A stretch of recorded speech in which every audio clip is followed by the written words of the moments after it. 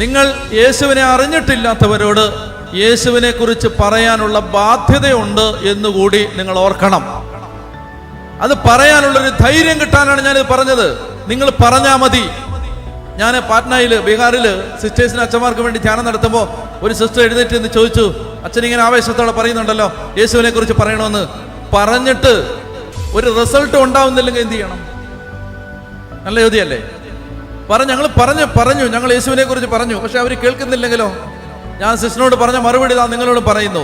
പറയാനേ നമ്മളോട് പറഞ്ഞിട്ടുള്ളൂ. പറഞ്ഞു കഴിഞ്ഞ് എന്നാ നടക്കുന്നെന്ന് പുറകെ പോയി നോക്കാനൊന്നും പറഞ്ഞിട്ടില്ല. പറയാൻ പറഞ്ഞിട്ടുണ്ടെങ്കിൽ പറഞ്ഞാ മതി പെങ്ങളെ, പറഞ്ഞാ മതി. റിസൾട്ടിന്റെ പുറകെയൊന്നും പോകണ്ട. പറയാൻ പറഞ്ഞിട്ടുണ്ടെങ്കിൽ പറഞ്ഞാ മതി. എന്താണെന്നറിയോ? ഇത് വിത്താണ്.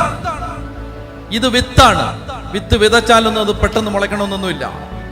വിത്ത് വിതച്ചാൽ ചിലപ്പോൾ 2 മാസം കൊണ്ട് മുളയ്ക്കും, ചിലപ്പോൾ 10 ദിവസം കൊണ്ട് മുളയ്ക്കും, ചിലപ്പോൾ 10 മാസം കൊണ്ട്, ചിലപ്പോൾ 10 കൊല്ലം കൊണ്ട്. മരുഭൂമിയിലൊക്കെ വീഴുന്ന ചില വിത്തുകൾ വർഷങ്ങൾ കഴിഞ്ഞാണ്, ചിലപ്പോൾ വ്യാഴവട്ടക്കാലം കഴിഞ്ഞാണ് അത് മുളച്ചു വരുന്നത്.